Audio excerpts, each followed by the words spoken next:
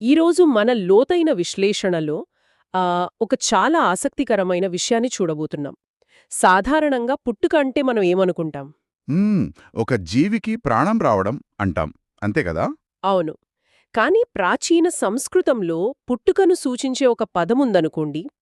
ఆ పదం కేవలం ఒక జీవి తల్లి గర్భం నుంచి బయటకు రావడాన్ని మాత్రమే కాకుండా ఒక చిన్న మట్టి రేణువు పేలిపోయి అనంతమైన ఈ విశ్వం మొత్తం వ్యాపించడాన్ని కూడా వివరిస్తుందని ఎవరైనా చెబితే ఎలా ఉంటుంది? ఖచ్చితంగా వినడానికి కాస్త విచిత్రంగానే అనిపిస్తోంది. అదే కదా! కానీ ఈరోజు మనం హైదరాబాద్కు చెందిన శ్రీ గాయత్రి జ్యోతిష్య విద్యాపీఠం వారు అందించిన ఒక లోతైన అధ్యయనాన్ని విశ్లేషించబోతున్నాం. ఈ అధ్యయనం మనల్ని విష్ణు సహస్రనామ స్తోత్రంలోని 31వ నామం దగ్గరకు తీసుకెళ్తుంది. ఆ పదం సంభవః. అవును. సంభవః. చాలా శక్తివంతమైన పదమిది. భౌతిక శాస్త్రం, మనస్తత్వ శాస్త్రం, మరి ఆ అనంతమైన విశ్వ సృష్టి రహస్యాలు ఎలా దాగి ఉన్నాయో డీకోడ్ చేయడమే ఈ విశ్లేషణ ముఖ్య ఉద్దేశ్యం. సరే, దీన్ని కాస్త విడమర్చి చూద్దాం. అసలు పుట్టడమనే పదానికి, ఈ సంభవః అనే పదానికి మధ్య ఉన్న ఆ వ్యత్యాసమేమిటో ముందుగా మనం అర్థం చేసుకోవాలి కదా! ఆ వ్యత్యాసాన్ని అర్థం చేసుకోవాలంటే ముందుగా మనం ఈ పదానికున్న మూల అర్థాన్ని గమనించాలి. చూడండి, సంస్కృతంలో జన్మ అంటే ప్రాథమికంగా భౌతికంగా పుట్టడం. హ్మ్. కాని సంభవః అనే పదంలో సం, భవ అనే రెండు భాగాలున్నాయి. దీనర్థమేంటంటే సమగ్రంగా ఉనికిలోకి రావడం లేదా ఒక నిర్దిష్టమైన ప్రయోజనంతో ఆవిర్భవించడం అని అర్థం. ఓ! అంటే ఇదొక సాధారణ పదం కాదు. ఖచ్చితంగా కాదు. ఇది కేవలం ఒక మతానికో ఒక పురాణానికో పరిమితమైన పదం కాదు. ఇదొక తాత్వికమైన భావన. ఒక అదృశ్యమైన శక్తి కంటికి కనిపించే రూపంగా మారే ఆ ప్రాసెస్ ఉంది గదా, దాన్ని ఈ పదం సూచిస్తుంది. అంటే ఒక అదృశ్య శక్తి విజిబుల్ ఫామ్‌లోకి రావడమనమాట. అవును. ఈ ఆధారాలను పరిశీలిస్తే ఈ పదానికి ముందు చేరే విశేషణం బట్టి ఆ పుట్టుక తాలూకు మూల స్వభావం పూర్తిగా మారిపోవడం మనం గమనించొచ్చు. రైట్. అంటే ఆ ఉనికిలోకొచ్చే ప్రక్రియకు ఒక మూల పదార్థం లేదా ఒక కారణం తోడవుతుందనమాట. సరిగ్గా చెప్పారు. ఉదాహరణకు మన సోర్సెస్‌లో ప్రస్తావించిన అబ్జ సంభవ అనే పదాన్ని తీసుకుందాం. అబ్జ అంటే నీరు లేదా కమలం. ఆ కమలం నుంచి ఉద్భవించిన బ్రహ్మదేవుణ్ణి సూచించడానికి ఇది వాడతారు. అవును. అలాగే కుంభ సంభవ అంటారు. అంటే యజ్ఞం కోసం ఉపయోగించే ఒక పవిత్రమైన కుంభం నుంచి ఉనికిలోకి వచ్చిన అగస్త్య మునిని ఆ పేరుతో పిలుస్తారు. నిజమే. ఈ రెండు సందర్భాల్లోనూ ఉనికిలోకి రావడం అనే ప్రక్రియ ఒకటే అయినా ఆ మూలం వేరుగా ఉంది కదా! కరెక్ట్. ఇక్కడ ఇంకో ఆసక్తికరమైన ఉదాహరణ కూడా ఉందండి. క్రోధ సంభవ అనే పదాన్ని గమనించండి. క్రోధ సంభవ అంటే కోపం నుంచి పుట్టడం అనే కదా! అవును. పరమశివుని భయంకరమైన కోపం నుంచి ఉద్భవించిన కాలభైరవుడు లేదా వీరభద్రుడిని సూచించడానికి దీన్ని వాడుతారు. ఇక్కడ మూనమనేది భౌతికమైన నీరు లేదా మట్టి కాదు కదా. కాదు, అదొక బలమైన భావోద్వేగం, ఎమోషన్. ఖచ్చితంగా. అగ్నిలాంటి కోపం దేహాన్ని దాల్చితే అది క్రోధ సంభవ అవుతుంది. మూలం ఏదైనా సరే అదొక నిర్దిష్టమైన రూపాన్ని సంతరించుకొని బయటపడటమే సంభవ. ఇది వింటుంటే నాకు ఆలోచనొస్తోంది. ఇది ఎలా ఉందంటే ఓకే. నీరు వేర్వేరు ఆకారాలున్న పాత్రల్లో పోసినప్పుడు ఆ నీరు ఆయా పాత్రల ఆకారాన్ని ఎలా సంతరించుకుంటుందో అలా ఉందన్నమాట. చాలా మంచి ఉదాహరణ. మూలం ఒకటేనా, ఆవిర్భవించిన విధానం దానికొక ప్రత్యేకమైన గుర్తింపును, స్వభావాన్ని ఇస్తోంది కదా! భౌతికమైన ఆవిర్భావాల వరకు ఇది బాగానే ఉంది. కాని ఆధారాల్లో ప్రస్తావించిన శివ మహాపురాణం వృత్తాంతం చూస్తే ఈ పదాన్ని కేవలం వ్యక్తుల పుట్టుకలకే కాకుండా సమస్త విశ్వం యొక్క ఆవిర్భావానికి వాడినట్లు కనిపిస్తోంది. అవును. బ్రహ్మదేవుడు నారదుడికి చెప్పిన ఆ గణపతి జననం వృత్తాంతాన్ని ఇక్కడ మనం ఎలా అర్థం చేసుకోవాలి? అసలు గణేశుడి జననానికి, విశ్వసృష్టికి లింక్ ఏంటి? ఆ లింక్ చాలా గొప్పగా ఉంటుంది. శివమహాపురాణంలో గణేశుడి జననం అనేది స్థూల సృష్టికి, అంటే ఈ సమస్త విశ్వ ఆయుర్భావానికి ఒక అద్భుతమైన ప్రతీక. ఆ కథలో పార్వతీదేవి తన దేహంపై ఉన్న మురికి నుండి గణేశుణ్ణి సృష్టించింది అనుంటుంది. అవును. అందుకే ఆయనను పార్వతీ దేహ సంభవః అంటారు. కరెక్ట్. పైకిదొక సాధారణ పౌరాణిక కథలా అనిపిస్తుంది. కానీ దీని వెనుక ఉన్న తత్వం చాలా లోతైనది. అసలు మురికి అనే పదాన్ని ఇక్కడ ఎందుకు వాడారు అని మనం ఆలోచించాలి. మురికి అంటే డస్ట్ లేదా డర్ట్ కదా? అవునా? కానీ ఫిలసాఫికల్గా డర్ట్ అంటే ఎటువంటి నిర్దిష్టమైన ఆకారం, లక్షణం లేని ప్రాథమికమైన పదార్థమని అర్థం. ఆ ప్రాథమిక పదార్థం నుంచే ఒక సంక్లిష్టమైన సృష్టి ఉద్భవించింది అని చెప్పడం దీని ప్రధాన ఉద్దేశం. ఒక్క నిమిషం, ఇక్కడ మనం కొంచెం ఆగి ఆలోచించాలి. గణేశుడు కేవలం ఒక దేవుడు కాదు కదా, ఆయన సమస్త గణాలకు అధిపతి. అవును, గణపతి ఆయన. దేవ, గంధర్వ, ఋషి, తారాగణాలు ఇలా సృష్టిలో ఉన్న సమస్త గణాలకు ఆయన ఒక సమగ్రమైన ప్రతిరూపం. పార్వతీదేవి దేహం మీది ఒక చిన్న మురికి రేణుము నుండి అనంతమైన వైవిధ్యాలతో కూడిన ఈ మొత్తం అస్తిత్వం ఆవిర్భవించింది అని ఈ కథ చెబుతోంది. ఇది ఆధునిక విజ్ఞాన శాస్త్రం చెప్పే బిగ్ బ్యాంగ్ థియరీలోని సింగ్యులారిటీ కాన్సెప్ట్కు ఎంత దగ్గరగా ఉందో గమనించారా? ఖచ్చితంగా చాలా దగ్గరి పోలికుంది. ఊహించలేనంట చిన్నగా అత్యంత సాంద్రతతో ఉన్న ఒకే ఒక బిందువు నుండి ఈ అనంతమైన విశ్వం మొత్తం ఒక్కసారిగా విస్తరించడం, అదే కదా బిగ్ బ్యాంగ్. ఆ మహావిస్ఫోటనాన్నే ఇక్కడ సంభవః అంటున్నారా? ఆ పోలిక చాలా ఖచ్చితమైనదండి. ఆ మూల బిందువు లేదా సింగ్యులారిటీ నుండి వచ్చిన ఈ సృష్టి ఎంత సంక్లిష్టంగా ఉంటుందో గణేశుని వర్ణన ద్వారా చెప్పారు. సృష్టికి ప్రతిరూపమైన ఆయన దేహంలో ప్రతి అణువు మచ్చలేనిది మరియు అత్యంత అందమైనది అని వర్ణించారు. అనంతమైన విశ్వానికి ఆయనే మూలం కాబట్టే ఆయన్ను భారీకాయుడుగా, అద్భుతమైన తేజస్సు, బలం మరియు ధైర్యం కలవాడుగా చెప్పారు. ఈ గణాలన్నిటికీ అధిపతి కాబట్టే ఆయన గణపతి అయ్యాడు. ఓ గణానాం త్వా గణపతిగ్మహామహే అనే మంత్రముంది కదా? అవును, సరిగ్గా అదే. ఆ మంత్రం వెనుక ఉన్న పరమార్థం కూడా ఈ విశ్వసృష్టి ఆవిర్భావమే. సమస్త సృష్టి ఆవిర్భావానికి ప్రతీక కాబట్టే ఆయనను సంభవ అని పిలుస్తారు. అంటే ఒక చిన్న రేణువు మహావిశ్వంగా మారే క్రమాన్ని గణపతి జననం ద్వారా ఎంత స్పష్టంగా డీకోడ్ చేశారో మనకు అర్థమవుతోంది. నిజమే. అయితే సృష్టికి ప్రతిరూపం గణేశుడు లేదా ఆ అనంతమైన విశ్వం అనుకుందాం. కాని అసలు ఈ సృష్టికి కారణమయ్యే ఆ ప్రాథమికమైన మెకానిజం ఏమిటి? బిగ్ బ్యాంగ్ జరిగి విశ్వమేర్పడిన తర్వాత ఆ విశ్వంలో జీవమెలా ఏర్పడుతోంది? మంచి ప్రశ్న.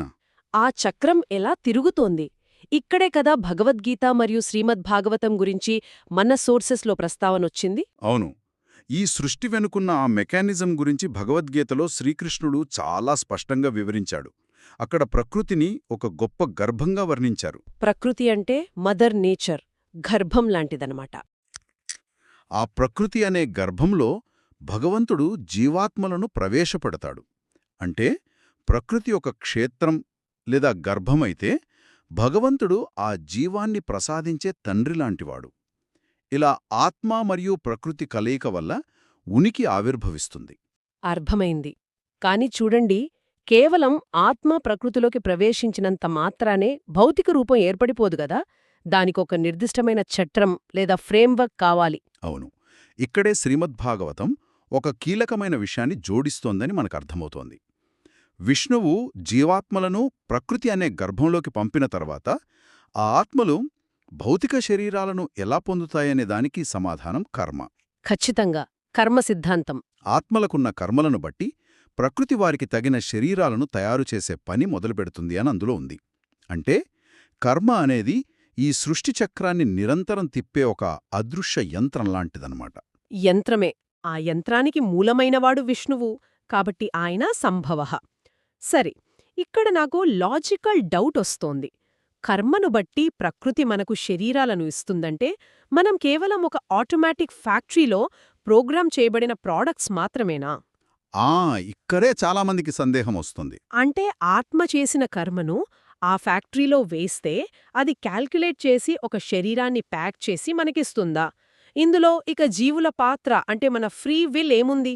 ఇక్కడే మనం సృష్టికి సాధారణ యంత్రానికి మధ్య ఉన్న తేడాను గుర్తించాలి. కర్మ అనేది ఖచ్చితంగా ఒక నియమం లాంటిదే. విత్తనం నాటితే ఆ విత్తనానికి తగిన చెట్టు రావడమేలాగో, కర్మ చేస్తే దానికి తగిన ఫలితంగా భౌతిక పరిస్థితి ఏర్పడటం కూడా అంతే సహజమైన భౌతిక, ఆధ్యాత్మిక ప్రక్రియ. అంటే రూల్ ఇస్ ఎ రూల్ అంటారు. అవును, కానీ ఆ యంత్రాన్ని నడిపించే మూలశక్తి కేవలం గుడ్డిగా పనిచేసే ఒక అల్గరిథం కాదు కదా. ప్రకృతి యాంత్రికంగా శరీరాలను సృష్టించదు. ఆ జీవుడి పరిణామానికి లేదా ఎవల్యూషన్కు ఏ శరీరం ఏ వాతావరణమైతే సరైనదో దాన్ని కల్పిస్తుంది. ఓ, అంటే శిక్ష కోసం కాదన్మాట. అదే కదా, కర్మ అనేది కేవలం గత తప్పులకిచ్చే శిక్ష కాదు. అది ఆత్మ ఎదగడానికి, నేర్చుకోవడానికి కావలసిన సరైన వేదికను సిద్ధం చేసే ఒక విద్యా వ్యవస్థ లాంటిది. ఈ మొత్తం వ్యవస్థ వెనుక ఒక మేధస్సుంది. ఆ మేధస్సే సంభవుడైన విష్ణువు. ఇది చాలా ఆలోచింపచేసే కోణం. కర్మను ఒక శిక్షాస్మృతిలా కాకుండా ఆత్మ పరిణామానికి తోడ్పడే ఒక వేదికగా, ఒక స్కూల్లాగా చూడటం అనేది దృష్టికోణాన్ని పూర్తిగా మారుస్తుంది. ఖచ్చితంగా. అయితే ఇదంతా సృష్టికర్త ఉన్నాడు అని నమ్మే హిందూ తత్వశాస్త్రాల గురించి మాట్లాడుకున్నాం. మనం క్రియేటర్గా పిలిచే విష్ణువు, శివుడు లేదా పార్వతి గురించి చెప్పుకున్నాం. కాని సృష్టికర్త అనే భావననే పూర్తిగా తిరస్కరించే బౌద్ధం, జైనం లాంటి ఇతర భారతీయ తత్వశాస్త్రాల్లో ఈ పదం పరిస్థితేమిటి?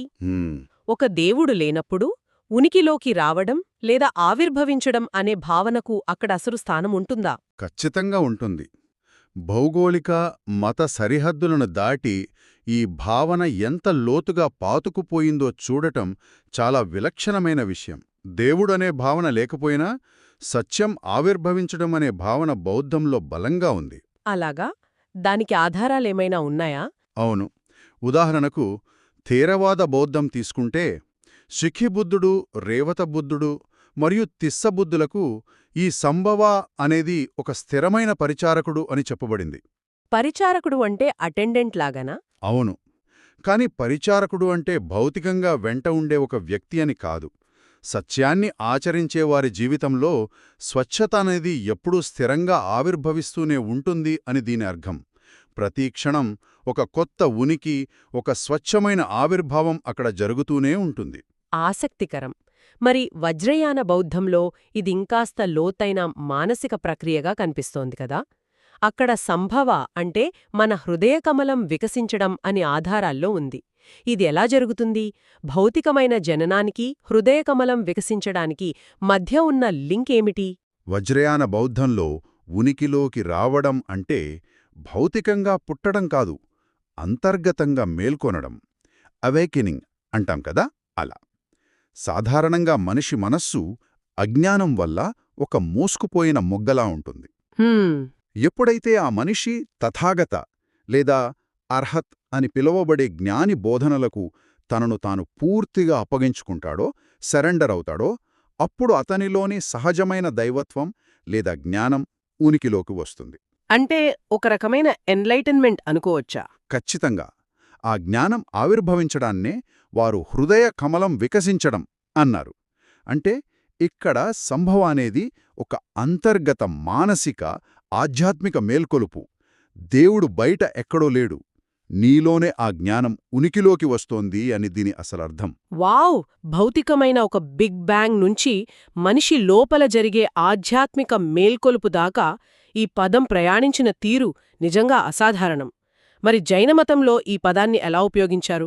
3వ తీర్థంకరుని పేరు సంభవనాథ్ అని మనకు తెలుసు కదా. అవును. కాని ఆయన తన ఉనికి ద్వారానే ముల్లోకాల ప్రజలను పవిత్రం చేస్తాడని జైనులు విశ్వసిస్తారు. అసలు కేవలం ఒక వ్యక్తి ఉనికి మొత్తం లోకాన్ని ఎలా పవిత్రం చేయగలదు? ఆయన ప్రత్యేకంగా ఏం చేయకుండానే కేవలం ఉండటం ద్వారా ఇది ఎలా సాధ్యమంటారు? జైనమతంలో సత్తా లేదా స్వచ్ఛమైన ఉనికి అనేదానికి చాలా ప్రాముఖ్యత ఉందండి. దీన్ని అర్థం చేసుకోవడానికి మనం భౌతిక శాస్త్రంలోని రెజోనెన్స్ లేదా అనునాదం అనే ప్రక్రియను ఉదాహరణగా తీసుకోవచ్చు. అంటే సైన్స్లో వాడే రెజోనెన్సా? అవును. ఒక ట్యూనింగ్ ఫోర్క్ను కంపింపజేసి దాన్ని నిశ్శబ్దంగా ఉన్న మరో ట్యూనింగ్ ఫోర్క్ దగ్గర పెడితే ఏమవుతుంది? రెండవది కూడా అదే ఫ్రీక్వెన్సీతో కంపించడం మొదలుపెడుతుంది కదా. అవును, కరెక్టే. అలాగే సోంభావనాథ్ లాంటి తీర్థంకరులు అత్యున్నతమైన, స్వచ్ఛమైన చైతన్య స్థాయిలో ఉంటారు. వారు భౌతికంగా ఏమీ చేయకపోయినా వారి చుట్టూ ఉన్న వాతావరణం, వ్యక్తులు వారి స్వచ్ఛత వల్ల ప్రభావితమవుతారు. ఓహ్, అంటే వారి ప్రెజెన్స్ వల్లనే మార్పు వస్తుందన్నమాట. ఖచ్చితంగా.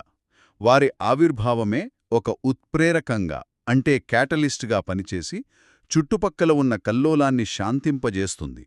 ఆ స్వచ్ఛమైన ఉనికే సంభవ. ఇది వింటుంటే నాకో దృశ్యం మెదులుతోంది. ఒకే సత్యమనే తెలుపు రంగు కాంతి వేరువేరు మతాలు అనే ప్రిజమ్స్ గుండా ప్రయాణించి వేరువేరు రంగుల్లో కనిపిస్తున్నట్లుగా ఉంది కదా. చాలా అద్భుతమైన పోలికండిది. హిందూ ధర్మంలో విశ్వసృష్టికి మూలంగా, బౌద్ధంలో అంతర్గత జ్ఞానం మేల్కొనడంగా, జైనంలో వాతావరణాన్ని పవిత్రం చేసే కేవల ఉనికిగా, ఇలా మూలమైన తత్వం ఒకటే అయినా అది వ్యక్తీకరించబడిన విధానాలు వేరు. అయితే ఇక్కడ మనం ఒక అతిపెద్ద దార్శనిక సమస్యను, ఒక ఫిలసాఫికల్ ప్రాబ్లంని ఎదుర్కోవాల్సి ఉంటుంది. ఏంటది? మునుపటి సెక్షన్లలో మనం కర్మ గురించి మాట్లాడుకున్నాం. మనిషి కర్మలకు బందీ అయి పుడతాడు, ఆ కర్మ వల్లే ఈ ఫ్యాక్టరీ నడుస్తోంది అన్నాం. మరి ఈ సృష్టికర్త అయిన భగవంతుడు, ఉదాహరణకు విష్ణు అవతారం ఎత్తినప్పుడు ఆయన కూడా ఈ కర్మ ఫ్యాక్టరీకి బందీ అవుతాగా? భగవంతుని ఆవిర్భావం కూడా గత కర్మల ఫలితమేనా? ఆ ఈ క్లిష్టమైన ప్రశ్నకు ఆది శంకరాచార్యులవారు తమ విష్ణు సహస్రనామ భాష్యంలో చాలా స్పష్టమైన సమాధానమిచ్చారు. ఏమని చెప్పారు? ఆయన ఒక శ్లోకాన్ని ఉదహరిస్తూ స్వేచ్ఛయా సమీచీనం భవనమస్యేతి సంభవః అంటారు. దీని అర్థమేంటంటే ఆ పరమేశ్వరుడు ఏ కర్మకు ఏ మాయకు బద్ధుడు కాడు. ఆయన కార్యకారణ సంబంధానికి, అంటే కాజ్ అండ్ ఎఫెక్ట్ అనే నియమానికి పూర్తిగా అతీతుడు. అంటే భగవంతుడికి కర్మ వర్తించదు అంటారా? అవును, మనిషి ఒక కారణం వల్ల, అంటే గత కర్మ వల్ల పుడతాడు. కాని భగవంతుడు తన స్వంత స్వేచ్ఛా సంకల్పంతో, అంటే ఫ్రీవిల్తో ఆవిర్భవిస్తాడు. ఒక్క నిమిషం, ఇక్కడ నాకొక చిన్న అభ్యంతరముంది. భగవద్గీతలో కృష్ణుడు స్వయంగా ఏమంటాడు? యదా యదా హి ధర్మస్య గ్లానిర్భవతి భారత తదాత్మానం సృజామ్యహం అంటాడు కదా. అవును, అంటే ఎప్పుడైతే ధర్మానికి హాని కలుగుతుందో అప్పుడు నేను అవతరిస్తాను అని దానర్థం. దీన్ని బట్టి చూస్తే ధర్మానికి హాని కలగడం అనేది ఒక కారణం. ఆ కారణానికి ప్రతిస్పందనగానే ఆయన పుడుతున్నాడు కదా. మరి ఆయన ఆ కార్యకారణ సంబంధానికి ఎలా అతీతుడవుతాడు? ఆయన కూడా రియాక్ట్ అవుతున్నట్లే కదా. దీనికి స్వేచ్ఛ ఎక్కడుంది? ఇది చాలా లోతైన ప్రశ్న అండి. ఇక్కడ మనం ఒక ముఖ్యమైన భేదాన్ని గమనించాలి. ఒక నియమానికి బందీ అయి చెయ్యాల్సిన పనికి, స్వచ్ఛందంగా తీసుకునే నిర్ణయానికి మధ్య ఉన్న తేడా ఇది. ఆ వ్యత్యాసం ఎలాగో కాస్త వివరిస్తారా? తప్పకుండా. ఒక ఉదాహరణ చెబుతాను. ఒక ఖైదీ జైల్లో ఉంటాడు, ఒక రాజు కూడా ఆ జైల్లోకి ప్రవేశిస్తాడనుకుందాం. ఇద్దరూ జైల్లోనే ఉన్నారు గదా. అవును, ఇద్దరూ అక్కడే ఉన్నారు. కాని ఖైదీ తాను చేసిన నేరం వల్ల చట్టమనే నియమానికి బద్ధుడై అక్కడున్నాడు. అంటే కారణం వల్ల వచ్చిన ఫలితం అది. కాని రాజు ఎందుకొచ్చాడు? ఆ జైలు వ్యవస్థను తనిఖీ చేయడానికో, లేదా ఎవరినైనా క్షమించి విడుదల చేయడానికో తన స్వేచ్ఛా సంకల్పంతో వచ్చాడు. ఓ అవును కదా. రాజు చట్టానికి అతీతుడు, కాని వ్యవస్థను కాపాడటం కోసం స్వయంగా అందులోకి వస్తాడు. ఓహో, ఇప్పుడు అర్థమైంది. అంటే మనిషి తన కర్మల వల్ల పుడతాడు, అది ఖైదీ జైలుకు వెళ్లడం లాంటిది. భగవంతుడు విశ్వవ్యవస్థను, అంటే ప్రకృతి నియమాలను దెబ్బతీసే శక్తులను నాశనం చేసి ధర్మాన్ని నిలబెట్టడానికి వస్తాడు. అది రాజు జైలుకు రావడం లాంటిదన్నమాట. ఆ విశ్వవ్యవస్థకే రీతమని పేరు కదా. ఖచ్చితంగా. రీతమంటే సృష్టిలో అంతర్లీనంగా ఉంటే సహజమైన క్రమం, ఒక ఆర్డర్ అన్నమాట. అగ్ని వేడిగా ఉండటం, నీరు పల్లం వైపు ప్రవహించటం, ఇదంతా రీతం. మనుషుల చర్యల వల్ల ఈ విశ్వక్రమానికి ఎప్పుడైతే తీవ్రమైన అంతరాయం కలుగుతుందో అప్పుడు ఆ వ్యవస్థను సరిదిద్దడానికి భగవంతుడు తీసుకునే ఒక ఉద్దేశపూర్వకమైన, స్వేచ్ఛాయుతమైన ఆవిర్భావమే సంభవః. ఆయన కర్మకు కట్టుబడి రాడు, కరుణతో వస్తాడు. మన పుట్టుకకు ఆయన ఆవిర్భావానికి ఉన్న స్పష్టమైన గీత ఇదే. వావ్! ఈ చర్చ మొత్తం మీద మనం గ్రహించాల్సిన అత్యంత ముఖ్యమైన విషయం ఇదేమో అనిపిస్తోంది. సంభవః అనే ఒక సాధారణ పదం వెనుక ఎంత ప్రయాణం చేశాం మనం. నిజమే, చాలా పెద్ద ప్రయాణమే. బ్యాంగ్ వరకు వెళ్లాం. ఆ సృష్టిని నడిపించే కర్మ ఫ్యాక్టరీ ఎలా పనిచేస్తుందో చూశాం. బౌద్ధంలో మన అంతర్గత జ్ఞానం ఎలా వికసిస్తోందో, జైనంలో పవిత్రమైన ఉనికి ఎలా అనునాదం సృష్టిస్తోందో విశ్లేషించాం. అవును. చివరగా కార్యకారణ సంబంధాన్ని దాటిన భగవంతుని స్వేచ్ఛా సంకల్పం గురించి కూడా తెలుసుకున్నాం. అయితే ఇదంతా కేవలం ప్రాచీన గ్రంథాల్లో దాగి ఉన్న ఒక సైద్ధాంతిక విజ్ఞానంగా మాత్రమే మిగిలిపోకూడదు గదా. ఈ అనంతమైన జ్ఞానం ఒక మనిషి నిత్య జీవితానికి ఏ రకంగా ఉపయోగపడుతుంది అనేది ఇక్కడ అసలైన ప్రశ్న. అవును, ప్రాక్టికల్ అప్లికేషన్ ఏంటి అనేది ముఖ్యం. మనం మన జీవితంలో ఎదుర్కొనే పరిస్థితులను, కష్టసుఖాలను ఏ కోణంలో చూస్తున్నామన్నది ముఖ్యం ఇక్కడ. మనకు ఎదురయ్యే ప్రతి పరిస్థితి ఆ అదృశ్య కర్మయంత్రం నుంచి ఆవిర్భవించినదే కావచ్చు, కానీ వాటికి మనం ఎలా స్పందిస్తున్నామనేదే మన భవిష్యత్తును, మన పరిణామాన్ని నిర్ణయిస్తోంది. కరెక్ట్. మన అంతర్గత హృదయ కమలాన్ని వికసింపజేసుకోవడంపై దృష్టి పెడితే బాహ్య ప్రపంచాన్ని నిందించటం మానేస్తాం కదా. నిజమే, మనకెదురయ్యే పరిస్థితులు మన చేతుల్లో లేకపోవచ్చు, కానీ వాటికి మనమిచ్చే స్పందన పూర్తిగా మన చేతుల్లోనే ఉంటుంది. మన చర్యలకు మనమే బాధ్యత వహించినప్పుడు మనలోని ప్రతిక్షణం ఒక కొత్త ఆవిర్భావం అవుతుంది. అందుకే ఎవరైనా సరే ఈరోజు తమను తాము ఒక లోతైన ప్రశ్న వేసుకోవాలి. ఏమని? మన నిత్య జీవితంలో మనం చేసే పనులు, మనం తీసుకునే నిర్ణయాలు కేవలం గత కారణాలకు యాంత్రికమైన ప్రతిస్పందనల్లాగా, అంటే కర్మయంత్రంలో ఉత్పత్తుల్లాగా ఉంటున్నాయా? లేక మనం ఎంచుకున్న ఉన్నతమైన విలువల ఆధారంగా ఎవరికీ బందీకాని స్వచ్ఛమైన స్వేచ్ఛా సంకల్పంతో తీసుకుంటున్న నిర్ణయాల్లా ఉంటున్నాయా అని. చాలా ఆలోచింపజేసే ప్రశ్న ఇది. మనిషి జీవితం కేవలం గత కారణాల ఆధారంగా నడిచే ఒక రోబోటిక్ రీప్లేలాగా సాగిపోతోందా?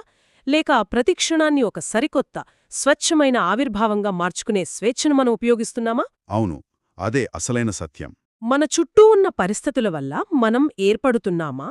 లేక మన ఉనికి ద్వారా మన చుట్టూ ఉన్న పరిస్థితులను మారుస్తున్నామా? ఈరోజు దీని గురించి కాస్త లోతుగా మీలో మీరు విశ్లేషించుకోండి. ఒక చిన్న పదం మన ఉనికి గురించే ఎన్ని ప్రశ్నలు వేసిందో గమనించారు కదా.